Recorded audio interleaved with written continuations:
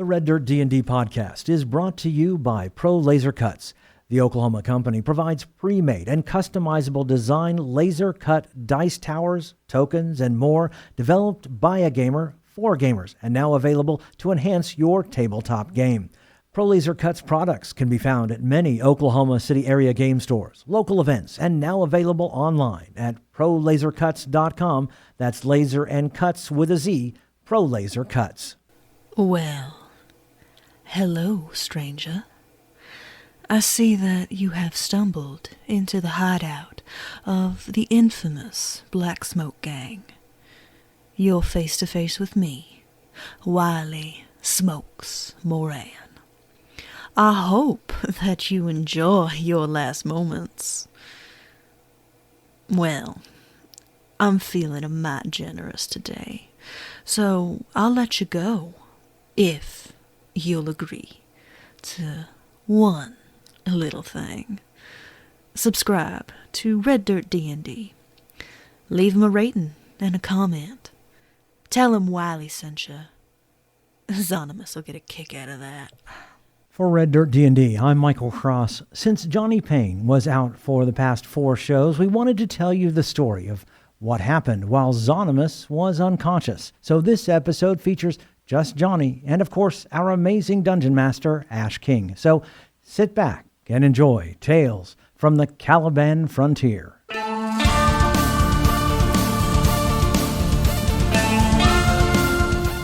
Hey everyone, welcome to Red Dirt D&D. My name is Johnny Payne and I play Xonimus Denard, a half-elf rogue with a past he can't seem to escape. And I'm Ash King, your Dungeon Master. Join us now for Tales from the Caliban Frontier.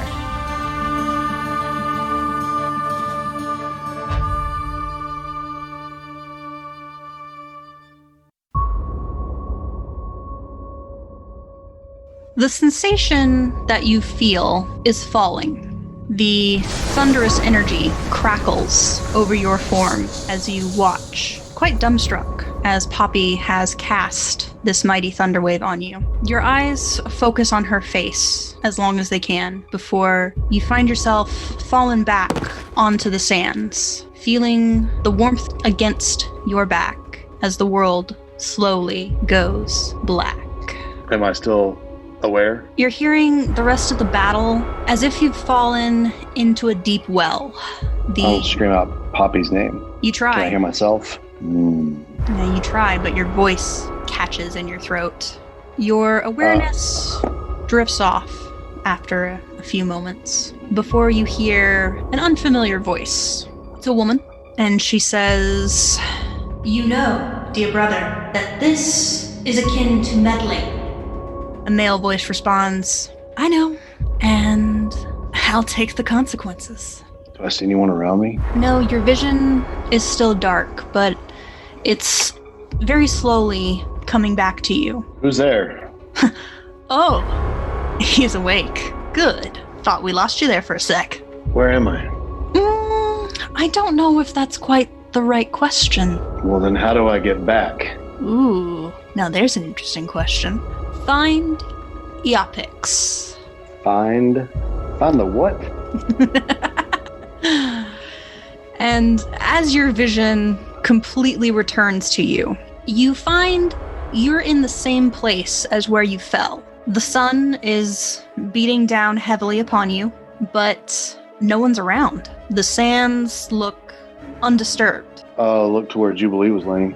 No one's there. Any sign that Jubilee may have been there is completely gone. I'm gonna cry out Poppy's name again. Poppy! Your voice echoes, bouncing off of the cavern walls of the pillars. Jubilee!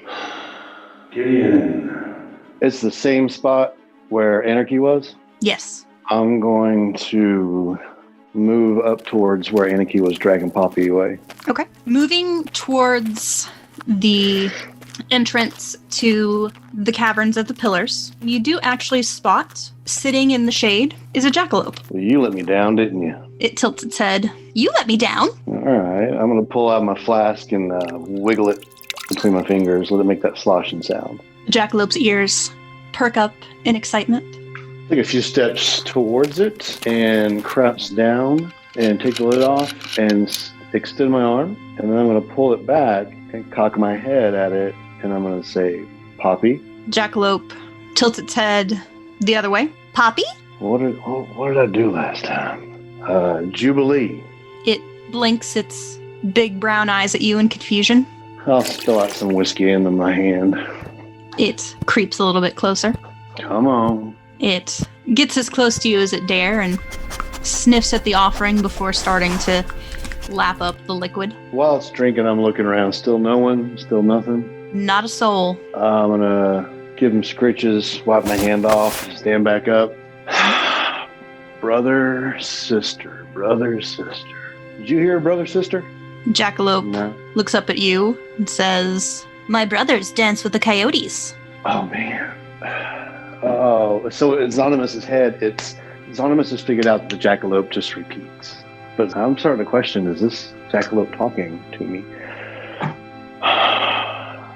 As you're sitting there kind of thinking, the jackalope has actually hopped a little ways ahead in the tunnel and then looks back to you and back out to the tunnel and then back to you. Takes a few more hops, looks back at you. Well, then let's dance.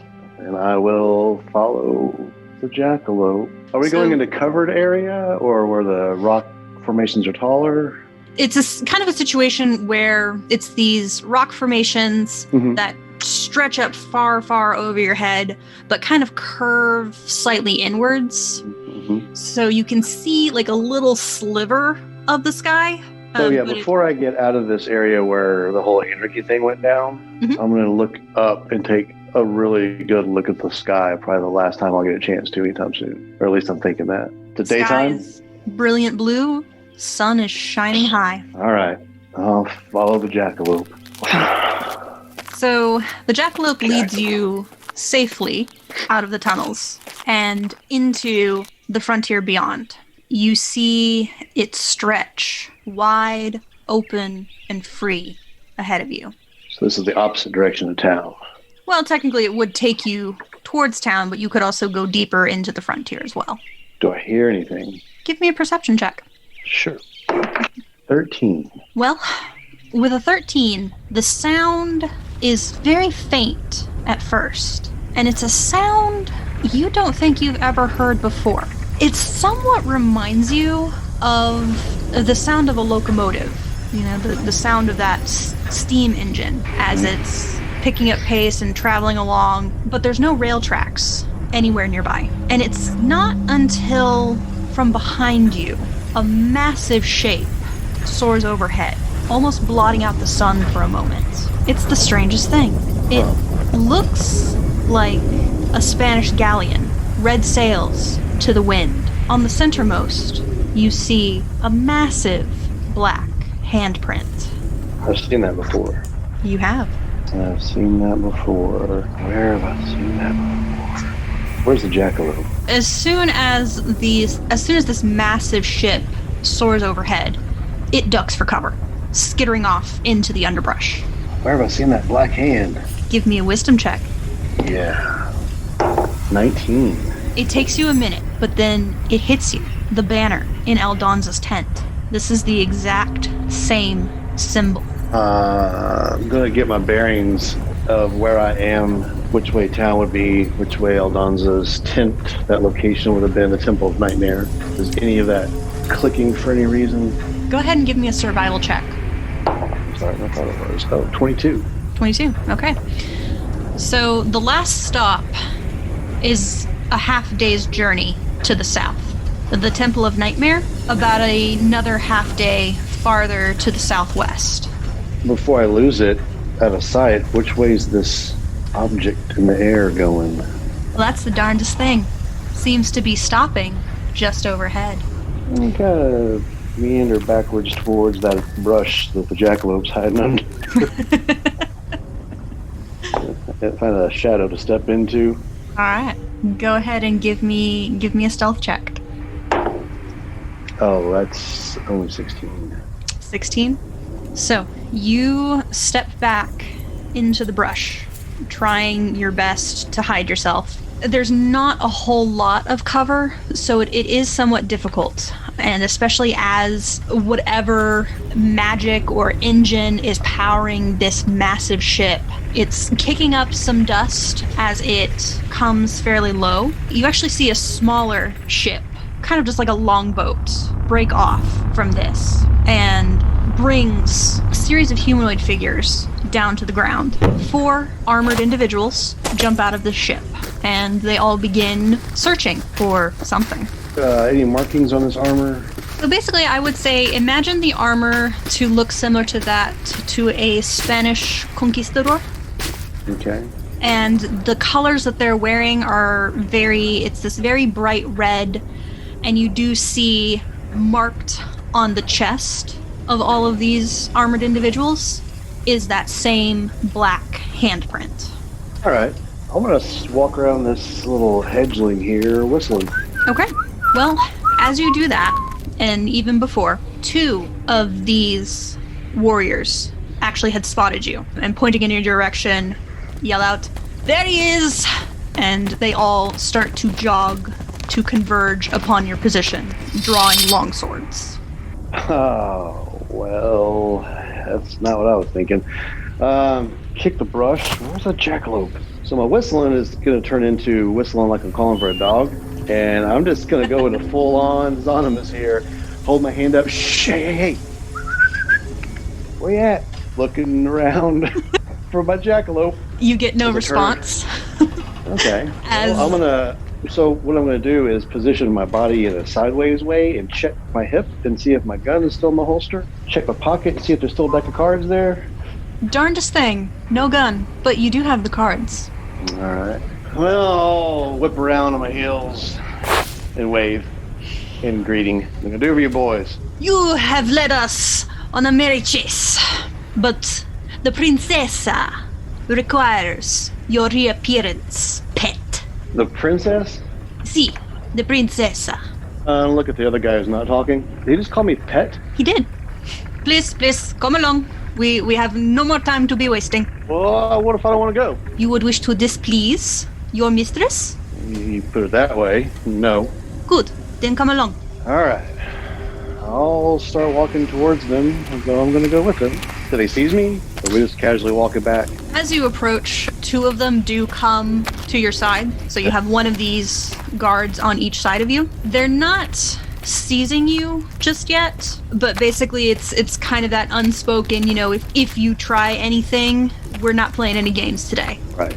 I'll look over my shoulder. Is there jackalope? You see no jackalope. I'm just starting to like these jackalopes. All right, I'm going to pull out my flask, take a little, carefully, hey, 2 fingers, take my flask out, twist the lid off, offer it to one of them. They wrinkle their nose. And I'll take a swig and lower my hand and spill some out on the ground a little bit and put the cap back on my pocket. All right. So these 4 guards escort you back to that little longship, forcing you to climb in. You guys didn't see a halfling and a dwarf out here earlier, a couple of tiefling. A halfling? Tiefling. I put my hands up like I have horns. The guard looks very confused. All right, forget it. One guard leans over to the first and just says, "I do hope that the sun has not completely rattled his brains."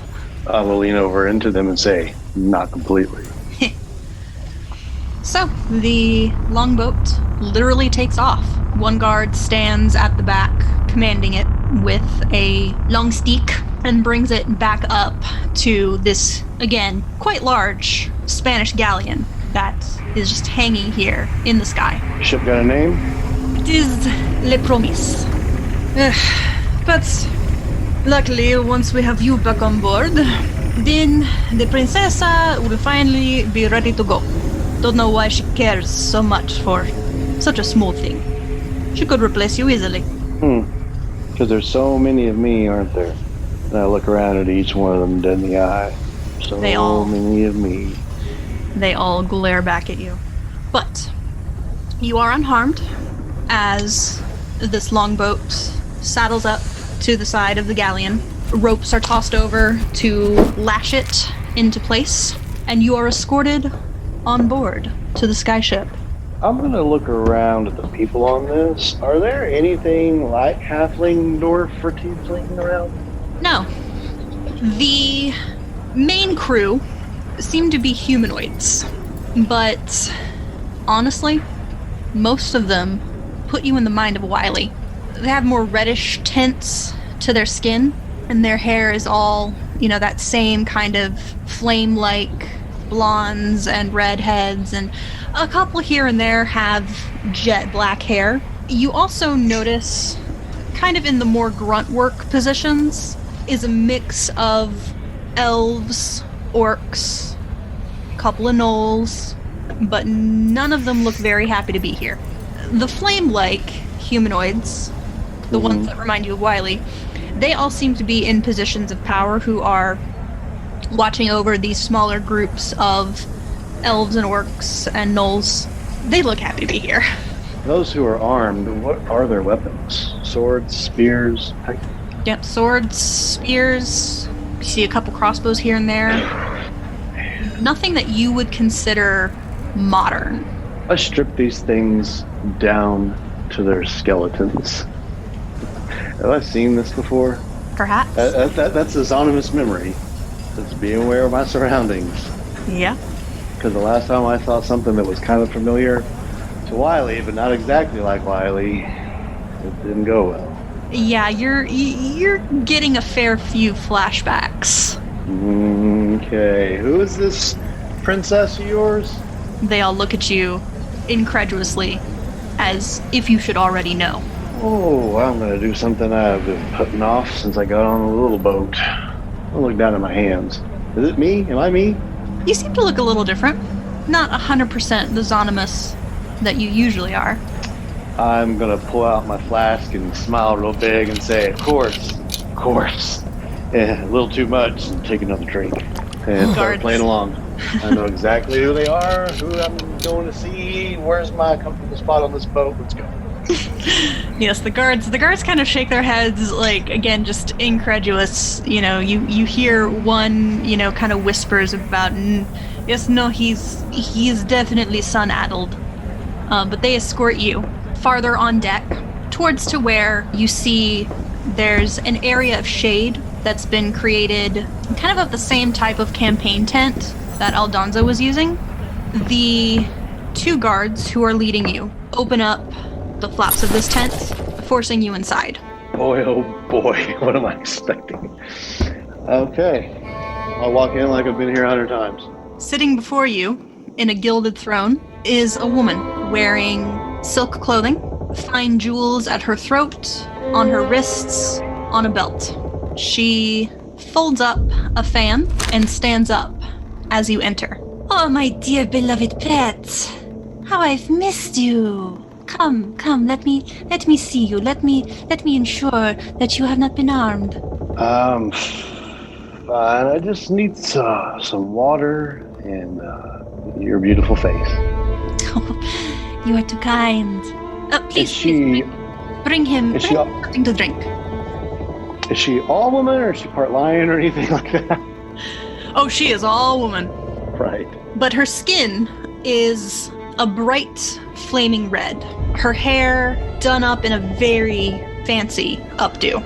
But you do see, looking around, laying on a pillow, a very familiar Leonine woman. She looks younger than when you last saw her, a little less careworn, but she's lounging on this pillow, tail flicking.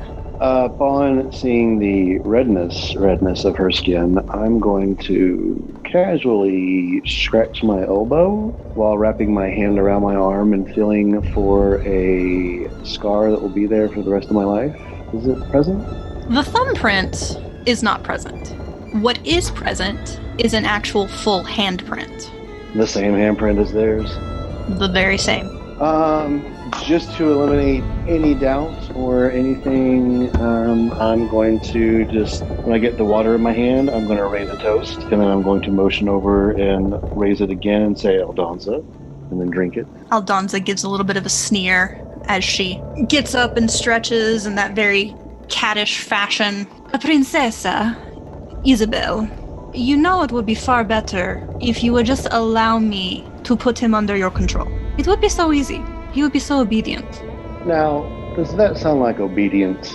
You know, I like to go do my own thing once in a while. where do I always end up? And I look down at her feet and look up. I bend my whole head down and look at her feet and then just look up with my eyes and lock eyes with her and smile. You don't want control.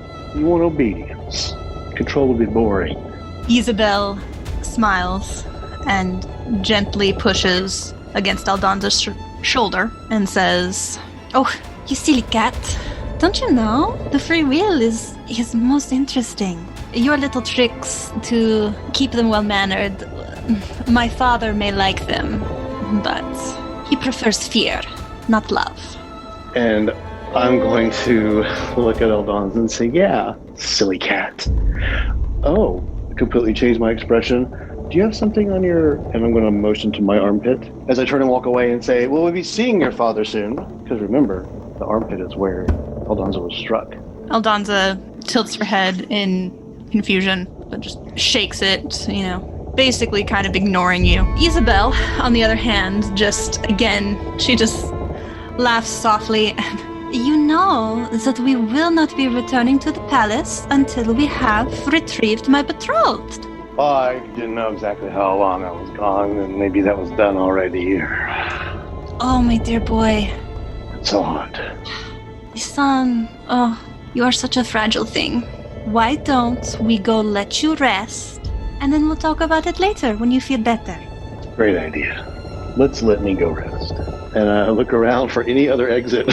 Aldonza over again in the corner and just kind of crosses her arms and looks to Isabel and says, "You know he needs to be punished. He can't keep running off like this without facing consequences. Put him in the brig until we get back to the palace." "Aldonza, that is so cruel."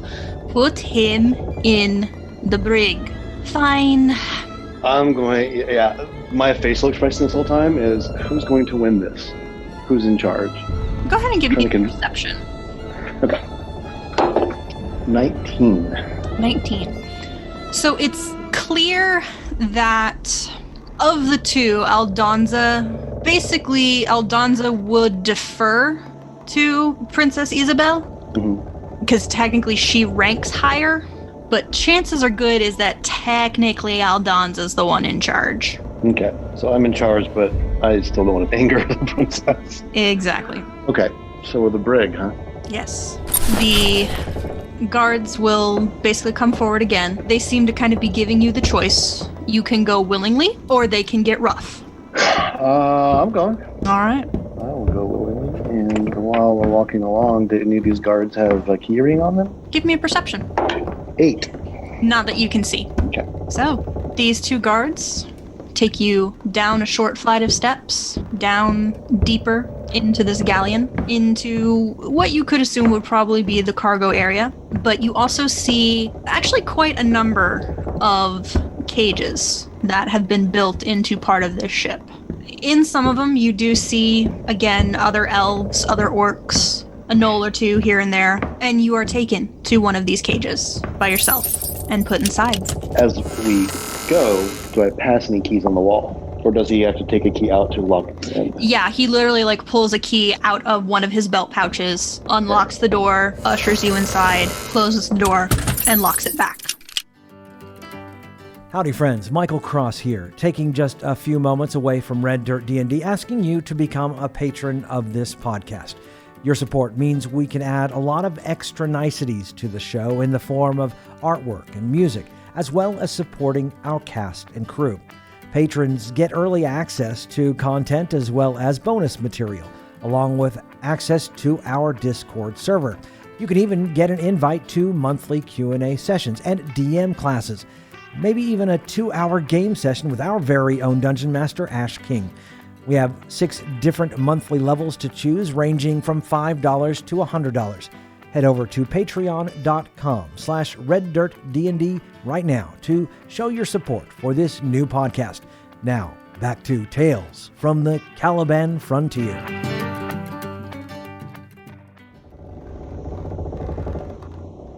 So, you're in the brig. Yeah, I'm not happy about it. How do the others look? Because I feel like what's happening here is we're all the same, but I'm the favorite. This whole pet thing is starting to click. You would be right in your assumption. Most of the others are basically ignoring you. Does anyone approach me? Anyone come to me? Do I have a friend here? Otherwise, I'm just going to sleep. Because if I escape this, I'm in the air and I can't fly. You don't see anyone kind of approach you, to try and make friendly. But you do see one person who looks out of place. Before I give them too much attention, I want to pat myself down. I looked for my gun and my cards earlier. Gun's gone, cards are there. What am I wearing? Do I have any of my other stuff other than this magical card? For the most part, you do seem to have some of your smaller gear. Lockpicks. Yeah. You do have that. You wouldn't have your backpack and like anything that would have been in the backpack. The clothing you're wearing does look to be very rich silk. Not quite as ornamented, but it's very clear that you are the princess's favorite, and so she spoils you a little bit. Now, on the arm with the thumbprint scar was the Poppy tattoo. On the other arm, is that tattoo still there? No. Okay. So this one that sticks out, what makes them special? Well, it's not a woman. Okay. But it is an elf. They have stark white hair and skin that has something of a very they look like ink that's been diluted in water. Not stark black, kind of indigo-ish, but they're sitting relaxed in almost a meditative pose. And you said it's not a woman? It's not a woman, but it is a male elf, so it's hard to tell. Okay. Meditating, eyes closed, I assume. Eyes closed, seems to be in meditation. Well, never mind. I'm getting so into this, I almost asked you if I've ever noticed them before. All right, I am going Slipping a little bit into that pastoral there, Xonimus. I'm going to start on the lock, and I'm trying to not draw attention from inside or outside if the guards are away. Yeah, the guards, basically as soon as they locked you up, headed back up to the main deck. Confidence is high. Okay. Yeah, I'm going to start on the lock. Give me a sleight of hand. So, bonus there, 19. 19, okay. It's not the most difficult of locks in the world. It surprises you because it's definitely a very old school lock. So it doesn't take you much at all. Like I almost feel sorry for him. You almost do.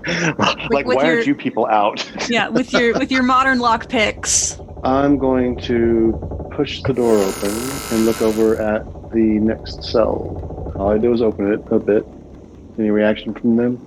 You do see it's a gnoll who's in the cell next to you, kind of looks up at you and like narrows their eyes. Hey, you sure you want to be doing that? Do you want to do it? There's nowhere to go. I know. The way out is down. I'm gonna start walking by the cells. Just find somebody else at random. You got any ideas? It's a female orc.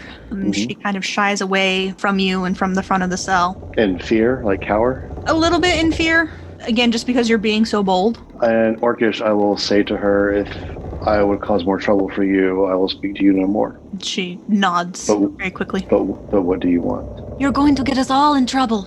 I tap the lockpick on the bars and say, you're already in trouble. But at least I am alive. I'm going to keep walking. Wanting to get in front of the elf with the bluish skin. Okay. Yeah, you... Then do I. No. Come to stand in front of the cell that he is contained in. Are you just going to sit there? A pair of eyes that are about the same blue as the sky open up, looking at you. One elegant eyebrow quirks. Well, you're a bold one. Are you? Why do you think I'm here? Exactly. That's the spirit. I'm going to unlock his cell, and I'm going to go unlock every other cell. Go ahead and give me a roll. Okay. 10 plus 17. All right. 27. Yeah, it's no problem for you to open up these cells. Most of the others, other than the elf, he does step out and keeps an eye out, watching for the guards. The others make absolutely no move to leave. Do you have a destination? I do. I do too. I just don't know if they're the same. He tilts his head slightly. You're the princess's pet. Why are you helping us? Because I am not the princess's pet. The elf with the ink-colored skin offers his hand to you. I am Iapix. I am Xonimus. Please forgive my appearance. It's not what it usually is. Worry not, my friend. Times are tough for us all. But if you come with me and help me, we should be able to turn the tide. I don't think they're going to join us, but the choice is theirs now. Exactly. I look at all the others. All right. You good at being unseen? I wouldn't be here if I wasn't. Yeah, okay, lead on. You know, sneak your way out of here than I do? Eopix looks back at you with a little smirk. Oh, I plan to sneak out, but there's something I have to do first. Yeah, land. I've got that covered. Hey, do you know a brother and sister? He tilts his head, blinking. I only know of the Sky Sisters. Do they have a brother? He tilts his head the other way. They oft say that the coyote is a brother. Rub my arm a little bit. You know, I feel like I know you from somewhere. Probably just, I don't know. All right, what are we doing? So this ship, it uses magic, and the magic is contained in a centralized core. We take out the core, we take out the ship. Sounds easy. We take out How hard? We upset Cimarron. I take it that's Daddy? Emperor Cimarron. What is it Emperor of? The Callban. Yeah, I've been out in the sun for a while. You have to forgive my ignorance. So I'm the pet of the daughter of the Emperor of the Kabe. Seems like it. But I'm really not, you know? Are any of us? I'm super squinting at him. Too long have the people of the frontier been toiling under the yoke of Cimarron. It's time we started to fight back. Then let's go crash the ship. Eopix smiles and gives a nod. What's this thing you gotta do first? Well, we must reach the core. Yeah, you said we need to go to the core and take it out, but before we do that, you have something you have to do first. He tilts his head. And what would that be? I don't know. You're the one that said it. That is my mission. I have heard that the core is guarded by the Forge Master. Just the Forge Master? So I have heard. I think we could take him. The two of us? You got any weapons on you? He holds out a hand, and forming out of the air, an impressive bow. Okay. I'm gonna hold out my hand. Empty. Palm up. Looking around. Do you have one for me? He laughs. No, but I will let you borrow this. And he pulls forth a short sword. From thin air? Yes. Okay. I will take the short sword with my other hand and then flick my open hand to reveal a card with an image of a dragon on it and say, oh, and I got this. I'll smile and put it away. Eopix just returns the smile with one of his own. Now, shall we? After you. All right. He will lead the way, stealthily. Here we go. Boom. What'd you get? Nat 20. Nat 20? 30. All right. Eopix himself seems to shift into the darkness next to you. He got a 23. Okay. The two of you creep along, moving carefully and quietly, slipping into the nooks and crannies of the passages of the ship. You do notice, as Eopix pulls you into a corner, there are a pair of guards who seem to be on patrol. Like if we wait them out, they'll pass? In theory. In theory. Am I impressed with his ability to hide? He definitely seems to have training. I'm gonna pop him on the arm to get his attention, and I'm going to finger gesture thieves can't. Do we wait or take them down? He tilts his head at the thieves can't, so you think it might not be rogue training, but he definitely has some training. He does look up at you, kind of gestures subtly at the guards with a hand, and then with his thumb drags it across his throat. Okay. You know, basically asking, you know, if you want to take him down, you know, let's do it. So he's kind of giving you the choice. If you think, if you want to go ahead and get involved, then yeah, that's fine. But it seems like he might rather wait for them to pass by. I'm gonna hold up a hand as a gesture of wait and slink back into the shadow. Okay. He, stays there quietly, watching and waiting with you as these two guards, again, just seem to be on patrol, making their rounds. You hear their armor clanking. They have that same very fine kind of conquistador armor. But they pass the two of you by. Do I have an idea of where we're going now? You have some idea. Like I could take the lead? Yeah, it seems to be the closer that you get, the warmer it gets. And then also, there's definitely, like, magic definitely has a tangible feeling to it. even if you're not a magic user per se, you still can sense that, there's something different about certain areas. Feel it in the air. Mm-hmm. Kind of that prickling feeling you get before a thunderstorm. Mm-hmm. Okay. I want to try to take the lead since I feel like I'm better suited for the sneaking. Okay. Hoping that if I go the wrong way, if I go the wrong way, he'll nudge me, and B, we're eventually going to get to a point where there's no wrong way to go. Yeah, your thought process is... Because we're on a ship, yeah. Yeah, your thought process is right. There's only so many places you can go on this ship. Yeah. He seems to have some idea as to where he's going, and whenever you kind of veer off into the wrong path, he does guide you back to the right one. But eventually, you do come to, for lack of a better word, a furnace area. Seems to be the heart of the ship, the core. Is it just an opening? Are we in there with it? We can see into the room that it is, or is there a door? There is a large doorway that is currently shut. No one's at the door? Doesn't seem to be anyone here. Okay, I will move to the door, and then how does it function? Is there a door knob, a lever? Is it just push? Just seems to be a push. I'll look at him like, are you ready? He gives a nod. I'm going to slowly push the door ever so gently and start looking in as much as I can. Looking into this room, the heat and noise do muffle the sound of you opening the door. But looking in, you do see a strange creature, about the size of a dwarf.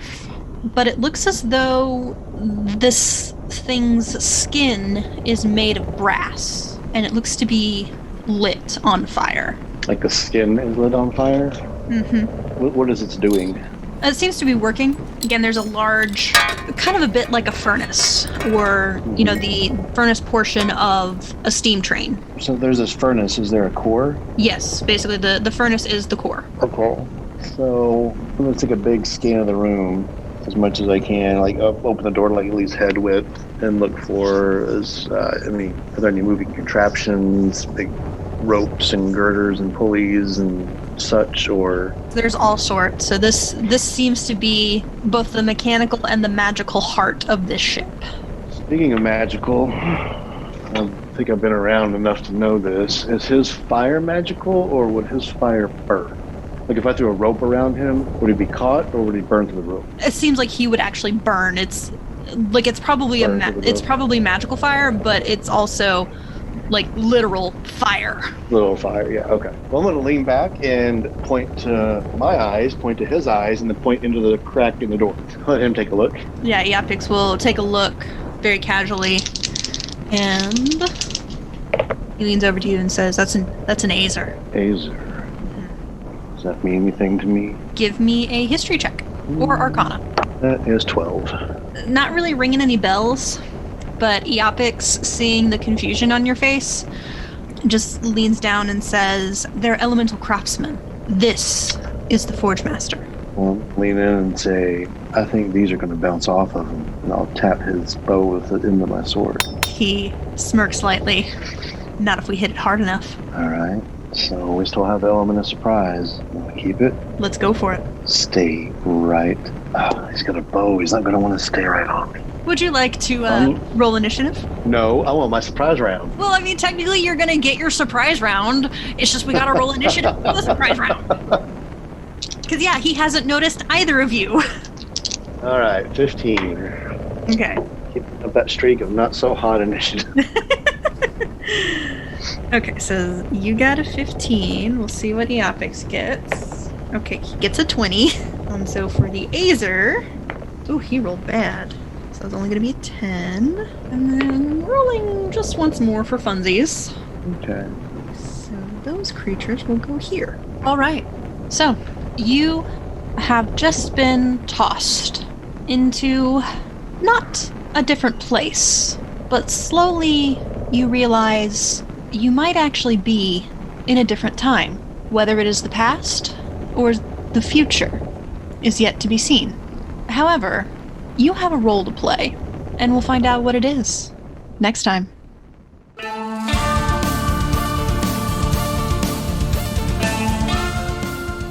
Red Dirt D&D, Tales from the Caliban Frontier is Ash King as our Dungeon Master, Brooke Bullock as Macron Stonechaper, Johnny Payne as Xonimus Dinar, Kiri Hester as Poppy Tealeaf, Connor Chenauld as Connor the Kobold, and I'm Michael Cross as Gideon Block. Our theme music was created by the cinemagician P.J. Castillo. Our incidental music comes from Jeffrey McBride. Our sound effects and additional music courtesy of tabletopaudio.com and Monument Studios. You can find us on Facebook, Twitter, and at reddirtdnd.com. We here at Red Dirt D&D could really use your help in getting the word out about us. If you like what you've heard, make sure and subscribe, rate us, and leave a comment. Also, tell your friends about Red Dirt D&D. You can also support the show at patreon.com/reddirtdnd. We have several giving levels to help us grow up big and strong.